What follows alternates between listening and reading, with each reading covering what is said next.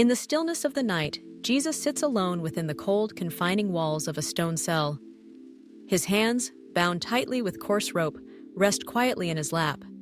Faint moonlight filters through the iron bars, casting silvery patterns across his sorrowful yet serene face. Despite the weight of suffering and solitude, a profound peace radiates from him, as if he carries hope even in the depths of darkness, unwavering in his quiet strength. Escorted by stern Roman guards, Jesus walks through the narrow, shadowed corridors of the fortress. Chains clink softly around his wrists with every step, echoing off ancient stone. The flickering glow of torches dances across armor and walls, illuminating the grave determination on the soldiers' faces. Through this ominous passage, Jesus moves with quiet dignity, the solemn procession marked by tension, faith, and a sense of destiny unfolding in the darkness. Before Pontius Pilate, Jesus stands silently, crowned with twisted thorns, blood staining his robe. Roman guards flank him on either side, their gazes fixed and unyielding. The grand courtroom thrums with anticipation and unease, every eye fixed upon this solitary figure.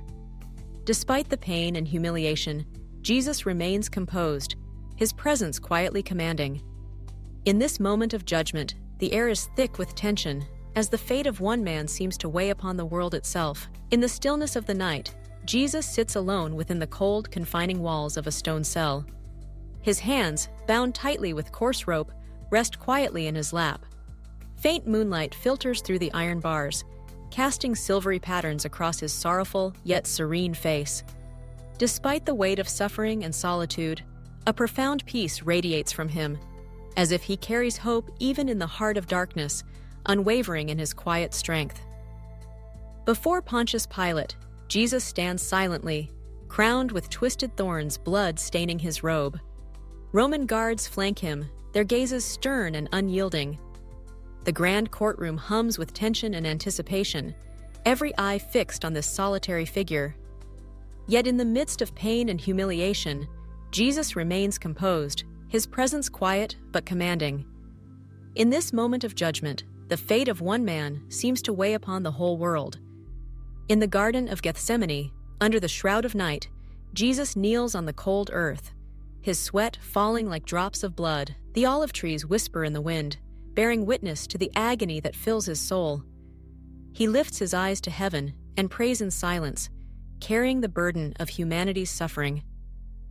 Though fear pierces his spirit, he surrenders fully, whispering, "Not my will, but yours be done." In that moment, love and obedience rise above anguish. Beneath the scorching sun, Jesus walks the painful road to Golgotha, his back bent under the weight of the wooden cross. Sweat and blood mix on his bruised face, yet his eyes remain gentle, void of hatred. The crowd mocks and jeers, but he presses forward, not driven by force, but by love. Each step is a testament that redemption does not come through dominance, but through sacrifice. Atop the hill, Jesus is nailed to the cross, his arms stretched wide as if to embrace all of humanity. The wind carries the cruel voices from the crowd, but he speaks only mercy.